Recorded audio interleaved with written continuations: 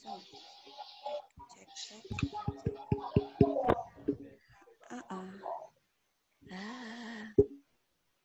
Oke.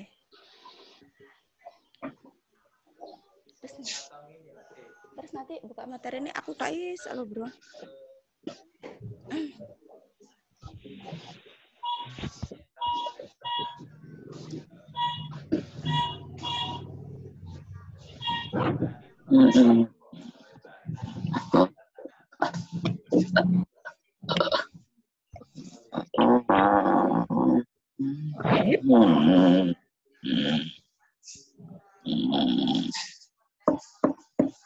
Oke, bisa dimulai. Oke. Nanti kalau ke PowerPoint-nya. Oke. Bisa dengar suara anak-anak dulu. Bisa ya? Oke. Halo, bisa dimulai? Halo. Bisa, Bu. Bisa. Oke. Bisa, Bu. Oke, bismillahirrahmanirrahim. Assalamualaikum warahmatullahi wabarakatuh. Waalaikumsalam warahmatullahi wabarakatuh. Oke, ketemu lagi dengan Bu Ani. Bagaimana kabarnya? Alhamdulillah baik. Alhamdulillah ya sehat. Semoga kita sehat semua. Semoga kita selalu dalam lindungan Allah Subhanahu wa taala sehingga pandemi corona ini yang kita hadapi yang kita bisa melaluinya dengan semangat yang ada ya. Okay? Amin. Oke. Amin. Oke, kita mulai ya. Mohon maaf mungkin banyak materi yang perlu saya sampaikan. Kan Bu Ani selalu bilang bahwa IPS itu pelajaran kehidupan sehari-hari. Jadi kalau kurang paham kalian bisa buka browsing ya ke googling, kalian cari materi yang berkaitan bisa seperti itu. Karena mudah sekali dipelajari. Oke, Bu Ani mengingatkan lagi nanti ada PTS online ya. Ya, Bu. Ya. Iya, Bu. Iya, Bu. Tunggu informasi lebih lanjut seperti itu. Untuk materinya masih sama. Kita di bab 1 poin A sampai C ya. Seperti itu. Oke, untuk hari ini Bu Ani akan menyampaikan materi bab 2 ya, tentang kehidupan masyarakat Indonesia pada masa praaksara. Di situ nanti ada masa praaksara, ada masa Hindu Buddha dan ada masa Islam. Tapi Bu Ani di sini masih mengupas masa praaksara. Oke, siap? Oke. Siap. Oke. Ada yang Mbak minum? Ada di rumah banyak. Ada Mbak makanan? Boleh. Tapi kita buat aturan ya. Kak boleh makan sambil kecap-kecap terdengar dan terlihat. Oke, kalau minum boleh. Seperti itu. Oke, kita mulai. Yuk. Yang pertama ya. Kehidupan masyarakat Indonesia pada masa praaksara. Pertama, dengan mengenal masa praaksara sendiri. Masa praaksara atau prasejarah di sini merupakan kurun waktu atau zaman pada saat manusia belum mengenal tulisan atau huruf. Istilahnya gak ngerti apa-apa blas, gak ngerti tulisan. Oke. Bahasa keren nih, bodoh tapi jangan gitu ya. Belum mengenal seperti itu. Oke. Praaksara disebut juga zaman nirleka atau zaman tidak ada tulisan. Selain manusia mengenal tulisan maka disebut kalau setelah mengenal tulisan disebut zaman sejarah. Seperti itu. Oke, kita ke next selanjutnya ya. Belum, Bu.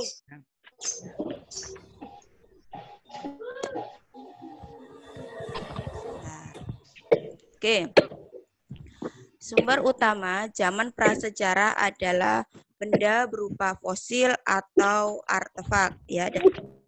Dan lihat ya. Untuk pengertian fosilnya di situ adalah sisa makhluk hidup baik berupa binatang, tumbuhan maupun manusia yang telah membantu. Sedangkan untuk artefak adalah alat-alat yang dipergunakan manusia purba. Selanjutnya, Manusia purba adalah manusia yang hidup pada zaman praaksara. Oke, next. Di situ kita lihat ada periodisasi masa praaksara. Dibagi yang pertama ada pembagian masa praaksara berdasarkan geologi. Geologi itu apa sih? Geologi itu ilmu bumi, yaitu ilmu yang mempelajari bumi secara keseluruhan. Di situ dilihat ada gambarnya, ada A di situ tuh bahwa bumi mulainya seperti itu. Terus itu ada gambar B, ada hewan-hewan. Hewan-hewannya tidak berkaki ya, seperti itu. Setelah itu yang C, ada dinosaurus, ada hewan-hewan sudah berkaki, bertulang agak keras ya. Terus habis itu ke manusia purbanya. Seperti itu. Next, kita lanjut ya. Oke, di sini ada sejarah pembentukan planet bumi. Kita lihat ya.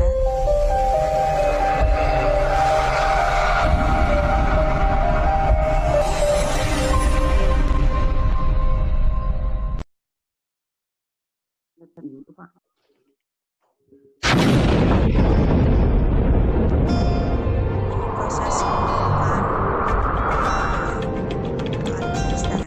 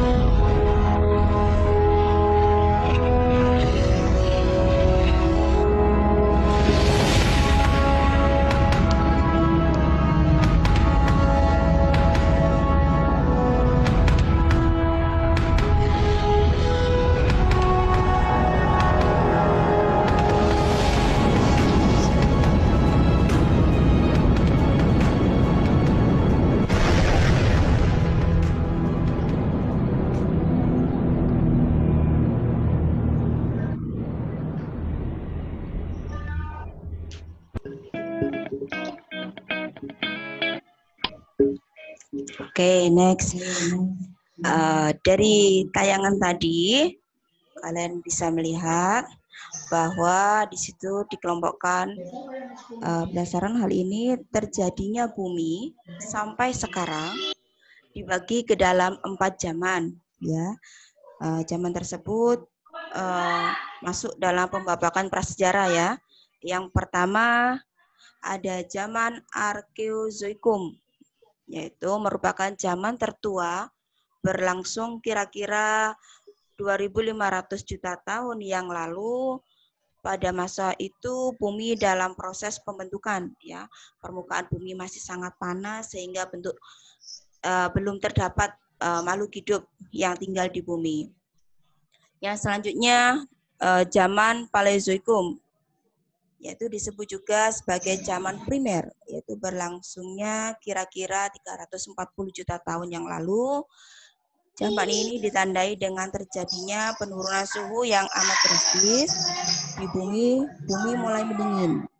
Pada masa inilah makhluk hidup pertama kali diperkirakan muncul, yaitu makhluk bersel satu dan tidak bertulang belakang, seperti bakteri serta jenis amfibi. Yang selanjutnya ada zaman Mesozoikum, disebut juga sebagai zaman sekunder, berlangsung kira-kira 140 juta tahun yang lalu. Zaman ini ditandai dengan munculnya hewan-hewan reptil besar, dan zaman ini disebut juga zaman reptil, ya, seperti itu. Ada juga zaman berikutnya, zaman Mesozoikum, berlangsung kira-kira 60 juta tahun yang lalu. Zaman ini sudah mulai stabil dan berkembang juga serta beragam, seperti itu. Kita lanjutkan. Ada periodisasi secara arkeolog, ya. Di situ dibagi ada zaman batu dan nanti juga ada zaman logam, ya. Yang pertama ada zaman batu tua ataupun Paleolitikum. Peralatan yang digunakan itu dari batu yang masih kasar, seperti itu. Alat yang digunakan terbuat dari tulang dan alat serpi. Terus manusianya itu Pithecanthropus erectus masih hidup secara nomaden.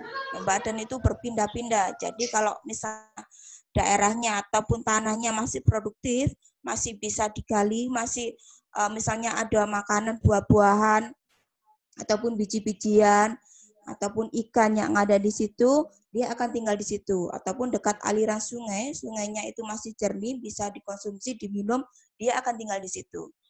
Kalau daerahnya sudah tidak layak ataupun tidak bagus, dia akan berpindah.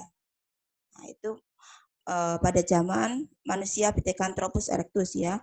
Hidupnya dengan berburu dan meramu. Kebudayaannya, di situ ada kebudayaan Pacitan dan Ngandong. Di situ alat-alatnya disebutkan ada cuper, ya. Cuper itu alat pemotong. Nah, ataupun di sini juga ada kapak genggam, ya. Sini Bu Ani tunjukkan gambar-gambarnya. Di sini ada kapak perimbas. Kapak perimbas itu dari Pacitan. Yang satunya alat serpi dari Ngandong atau Sangiran atau Sragen, daerah Jawa Tengah.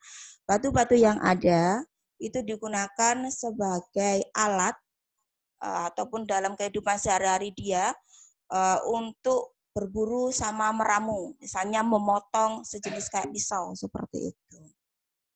Oke, selanjutnya di sini ada alat dari tulang dan tanduk rusa. Ini biasanya digunakan untuk menusuk, seperti itu. Misalnya kalau dapat hewan buas, rusa ataupun hewan yang lainnya, dia tusuk pakai itu, bisa pakai dari tulang itu ataupun tanduk rusa yang ada, seperti itu. Ya, selanjutnya next ada zaman batu madya atau zaman batu tengah, ya. Peralatan yang dibuat dari batu yang mulai dihaluskan. Di sini ada perubahan. Alatnya sudah ada perbaikan, sudah halus sedikit, seperti itu. Alatnya berupa kapak Sumatera, bertempat tinggal di gua semi nomaden. Ini sudah ada tempat tinggalnya, dia bisa tinggal di gua-gua yang ada. Dia sudah mengenal untuk berlindung diri dari terik sinar matahari dan hujan yang ada, seperti itu. Sudah mengenal seni, ya, Di situ dijelaskan ada lukisan hewan dan cap tangan berwarna merah, sudah mengenal kebudayaan, sudah mengenal bercocok tanam dan berladang, budayanya berupa tumpukan kerang dan cap tangan. Di sini ada gambarnya, bisa dilihat ya. Oke, di sini ada gambar cap tangannya, itu merupakan lukisan yang ada. Terus ada tumpukan kerang. Nah, itu contohnya seperti itu ya. Oke, next selanjutnya ada zaman batu muda. Di situ peralatannya terbuat dari batu yang sudah dihaluskan. Sama. Alat yang digunakan kapak lonjong dan persegi. Terus manusianya jenis homo dan hidup sudah menetap dan berkelompok. Ini sudah ada rasa sosialisasi seperti itu. Manusianya tingkatannya lebih bagus daripada sebelumnya seperti itu. Terus mengenal bercocok tanam, bersawah dan berladang. Terus dia juga mengenal kepercayaan ya. Di situ ada animisme dan dinamisme. Terus juga ada kebudayaannya berupa kapak lonjong dan persegi tadi ya. Oke, kita lihat gambarnya. Ini gambarnya. Alatnya sudah halus yang digunakan. Itu ada kapak lonjong dan ada kapak persegi yang digunakan dalam kehidupan sehari-harinya. Seperti itu. Next, selanjutnya ada zaman batu besar ya, atau megalitikum. Di sini batu yang digunakan berukuran besar, peninggalannya berdasarkan kepercayaan. Di situ ada menhir, ada dolmen, ada waruga, ada sarkofagus, ada punden berundak-undak. Dari gambar itu bisa dilihat ya, gambar yang pertama itu menhir, bentuknya tugu batu ya. Biasanya digunakan untuk memuja roh nenek moyang, seperti itu. Yang selanjutnya dolmen, ini juga digunakan untuk memuja. Selanjutnya ada waruga, waruga ini peti kubur ya. Terus ada juga sarkofagus, sama juga peti kuburnya berbentuk lesung ya. Terus juga ada punden berundak, seperti itu. Nanti bawahnya ada lagi arca, itu ketutup itu sama gambarnya. Seperti itu. Oke, next. Selanjutnya, ini ada zaman rogam. Kita bagi ada zaman perunggu yang pertama, ya kan? Teknik pembuatan barang-barang dari perunggu ada dua. Yang pertama, teknik serpedu dan teknik bivalve. Di situ teknik cetak hilang dan teknik cetak ulang. Barang peninggalannya yaitu ada nakara, ada moko, ada kapak corong, ada arca, seperti itu. Kalau nakara sama moko ini dulu bisa digunakan untuk memuja roh nenek moyangnya, ataupun juga kalau mokonya itu bisa dibuat sebagai alat perhiasan untuk nikah seperti mahar, seperti itu.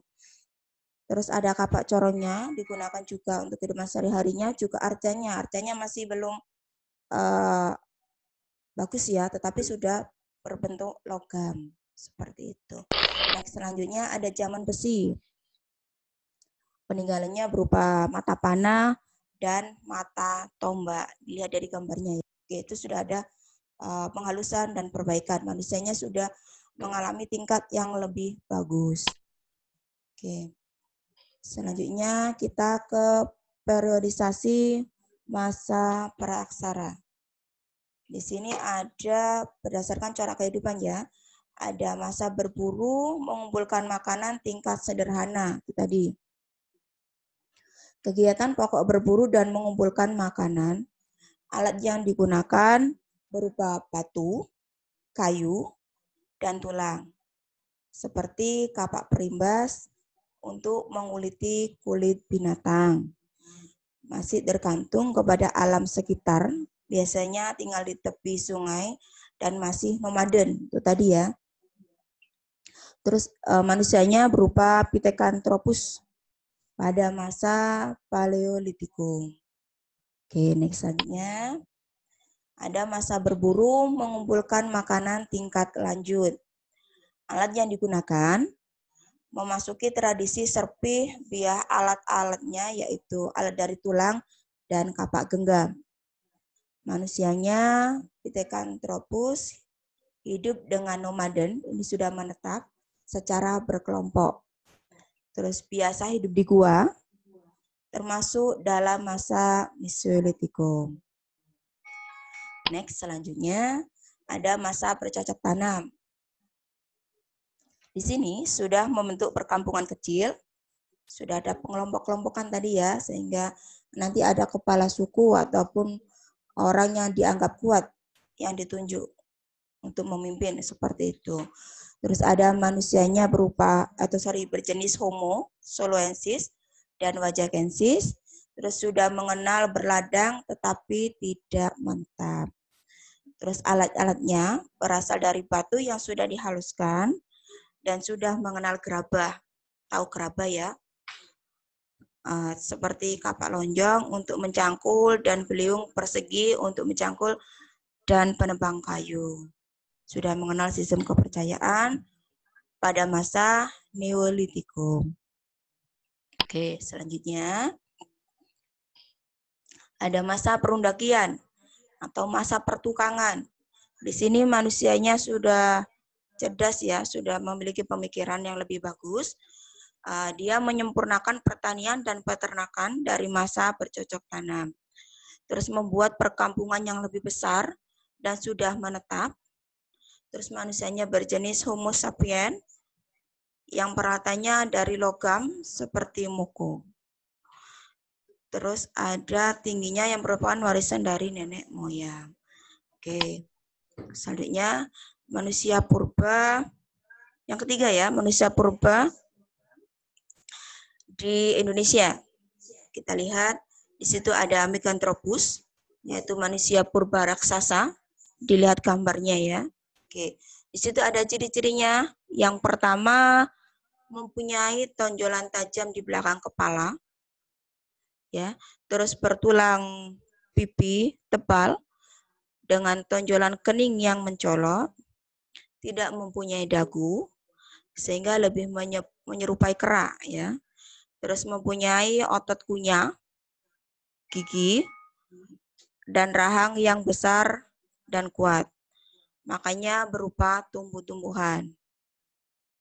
Next, selanjutnya ada Pithecanthropus, manusia purba berjalan tegak. Ya, di situ ada ciri-cirinya. Yang pertama berjalan tegak, tetapi dalam struktur tengkoraknya mirip dengan struktur kera. Maka dikenal juga dengan manusia kera berjalan tegak. Dengan struktur tengkorak mirip kera, maka dimungkinkan ukuran otaknya kecil.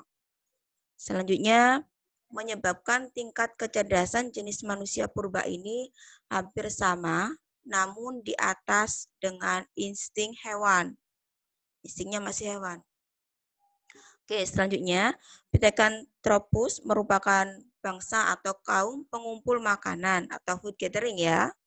Oke, selanjutnya kehidupan primitif pada masa itu tidak akan jauh berbeda dengan kehidupan kera di masa modern. Jenis manusia purba ini sangat dielukan oleh kalangan materialis ya, sorry. Terus karena merupakan bukti adanya makhluk transisi yang menguatkan teori evolusi Charles Darwin. Seperti itu. Next, selanjutnya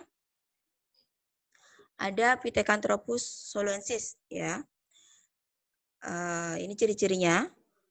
Pada tengkorak, tonjolan keningnya tebal, hidungnya lebar, dengan tulang pipi yang kuat dan menonjol.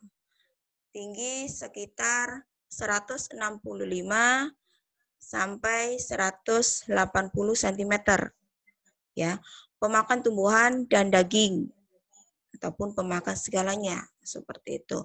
Memiliki rahang bawah yang kuat, memiliki tulang pipi yang tebal, tulang belakang menonjol dan tajam, perawakannya tegap, mempunyai tempat perlekatan otot tengkuk yang besar dan kuat. Bisa dilihat di gambar ya. Oke, selanjutnya. Ini Pithecanthropus mojokertensis ya. Ini ditemukan di daerah Mojokerto. Nanti suatu saat ataupun kalian nanti pergi ke sana, ada museum untuk manusia purba ya. Bisa dilihat di situ. Ciri-ciri untuk Pithecanthropus Mojokerto sini ya. Pertama, memiliki badan tegap, tidak mempunyai dagu, memiliki kening yang menonjol, tinggi badannya 165 sampai 180 cm, mempunyai volume otak antara 750 sampai 1300, tulang geraham dan rahangnya lebih kuat, tulang tengkorak tebal, memiliki tulang tengkorak yang lonjong, hidup sekitar 2 sampai 2,5 juta tahun yang lalu. Seperti itu. Next, selanjutnya. Kita ke manusia yang lebih bagus ataupun lebih cerdas, lebih sempurna ya. Homo di situ yang sempurna artinya. Oke. Di situ cirinya pertama, kehidupan manusia modern awal yang kelahirannya hingga akhir zaman es. Sekitar 12.000 tahun yang lalu. Kehidupan manusia modern yang hidupnya belakangan dan memiliki karakter yang bersifat fisiknya dikenal dengan sebutan sebagai ras Australomelanozoid. Ya. Terus selanjutnya mulai di sekitar 4.000 tahun lalu muncul penghuni baru di Kepulauan Indonesia yang dikenal sebagai penurut bangsa Indonesia ya. Berdasarkan karakter fisiknya, makhluk manusia tergolong dalam ras Mongoloid. Ras inilah yang kemudian berkembang hingga menjadi bangsa Indonesia sekarang. Seperti itu. Terus ini gambarnya. Ada Homo soloensis, ada Homo wajakensis. Ya, bisa dilihat. Oke, ini Homo sapien ya. Kita lihat cirinya juga. Ada volume otaknya antara 1000 sampai 1200 ya. Terus tinggi badannya antara 130 sampai 210. Otot tengkuk mengalami penyusutan. Alat kunyah dan gigi mengalami penyusutan. Muka tidak menonjol ke depan. Berdiri dan berjalan tegak. Berdagu, dan tulang rahangnya biasa, tidak sangat kuat. Oke, next. Ini ada sistem kepercayaannya ya, manusia purba. Ada animisme, ada dinamisme, ada totemisme ya, sorry. Oke. Ini juga zamannya yang dibagi ya, ada zaman tersier, sekunder.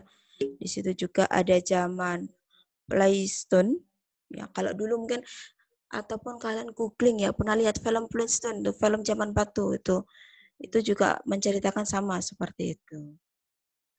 Oke, sampai di sini paham? Bisa dilihat semua ini? Iya.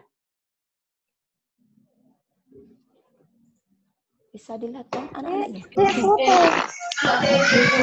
Paham. Tulisan di sana ya. Paham. Oh, Kak Sarah. Halo. Ya. Aku ya. Kasihin aku ya. Hai. Sampai di sini paham? Paham. Paham? Jelas? Mengerti? Nanti bisa dilihat. Bisa dilihat di PDF-nya ya? Oke. Paham, Bu.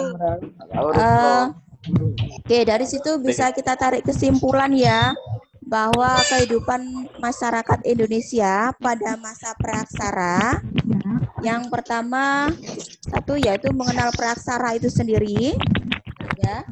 Yang kedua, periodisasi masa praksara. Pengumpulannya lewat mana? Manusia purba di Indonesia. Oke. Pulangnya, Bu. Pengumpulannya lewat mana, Bu? Pengumpulannya lewat mana, Bu? Kumpulkan. Mau nanya? Kumpulkan lewat mana, Bu? Oke, mau tanya silakan. Oke. Tanya, Bu. Oke, ada yang tanya? Bukan lewat mana? Bu? Pengumpulannya mana? Bukan lewat mana? Lewat mana? Oke, Bukan lewat mana? untuk tugasnya, oke. Tugasnya gampang kok. Yang biasa tugas. Silakan buat peta konsepnya ya. Peta konsepnya itu kalau punya buku ya di buku, kalau nggak punya di kertas, di foto, nanti kirim ke WA Bu Ani aja. Ya. Kalau dari maunya Bu Ani kan di foto. Kalau di foto itu saya tahu kalau itu kerjaan kalian. Dan copy paste. Pasti kan ketinggalan. Iya, bisa ya buat peta konsep ya. Oke. Atas pengumpulannya jam berapa ya, Bu? Terakhir, Bu. Ini kita sepakati berapa hari? 1 hari, 2 hari? Hai. Akhir kapan, Bu? Iya, makanya kita sepakati untuk pengumpulannya 1 hari apa 2 hari? Atau terakhir Senin depan boleh? Senin depan ya? Contohnya gimana, Bu? Halo, Senin ya? Terakhir ya? Oke, tugasnya kalian buat peta konsep ya. Seperti yang biasanya peta konsep kalian buat sebagus mungkin, kalian warnai, bentuknya boleh terserah apapun bentuk gambar Pithecanthropus boleh, atau gambar corona boleh. Tulisnya seperti itu. Nanti dalam-dalamnya di situ kalian isi poin-poin dari kehidupan masyarakat Indonesia pada masa praksar. Oke. Any question? Hai. Piano, ada pertanyaan? Lewat email bisa, Bu. Lewat email boleh, tapi ini ya foto ya. Itu kan kalau peta konsep kan ada gambar-gambarnya ya. Boleh. Boleh lewat email Bu Ani ataupun WA Bu Ani. Iya, Bu. Email bisa, Bu. Email bisa. Apa? Email bisa, Bu. Boleh. Email bisa. Aja, Bu. Oh, oke. Kalau mau bicara bisa di unmute agar suara gurunya bisa jelas. Terima kasih. Oke, sarannya. Bu Ani berarti kecepatan tadi ya kalau jelaskan ya. Enggak, Bu. Lumayan. Iya, kecepatan ya. Enggak, Bu. Oke. Nanti kalau emailnya, sudah tahu emailnya Bu Ani? Belum. Belum. Oke, bisa dicatat. Sudah, Bu.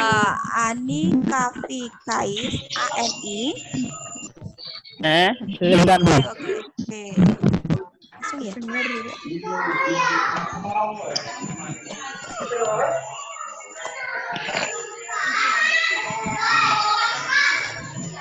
Bu, emailnya, Bu.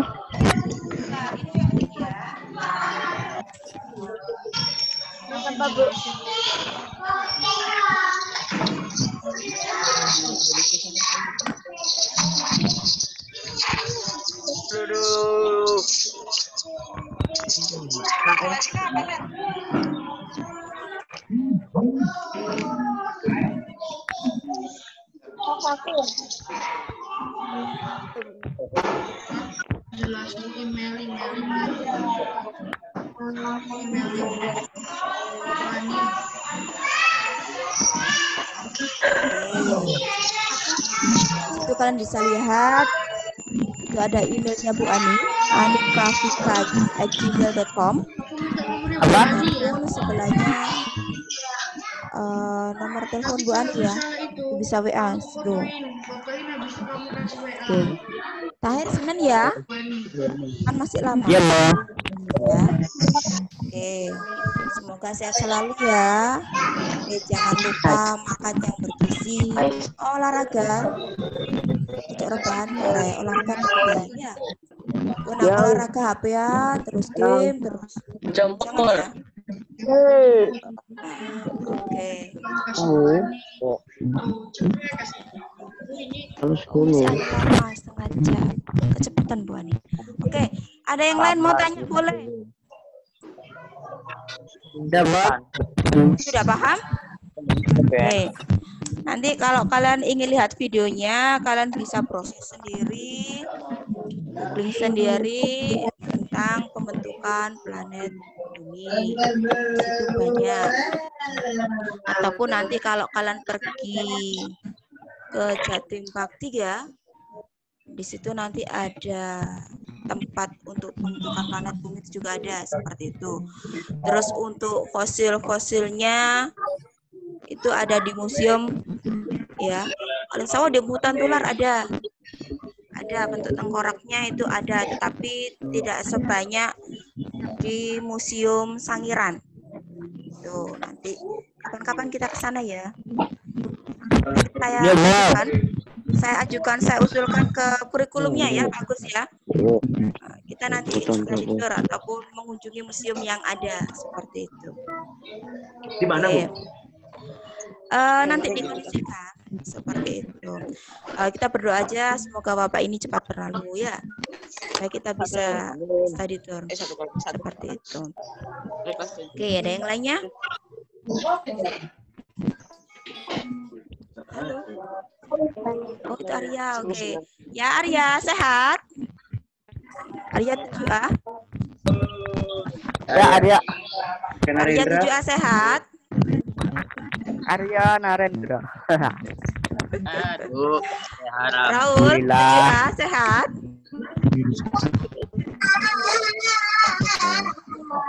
Oke. Oke, ada Romeo. Rizky Ivan 7B sehat?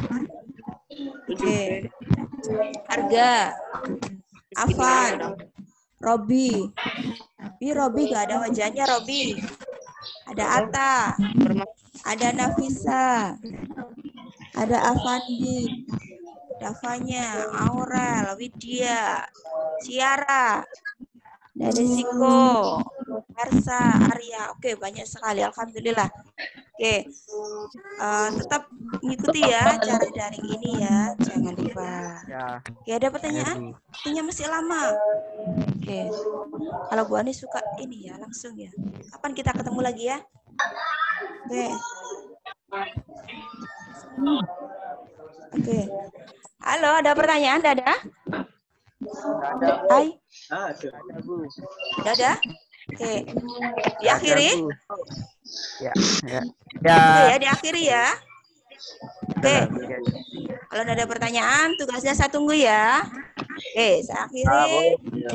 Wassalamualaikum warahmatullahi wabarakatuh. Tetap semangat ya. Waalaikumsalam warahmatullahi wabarakatuh.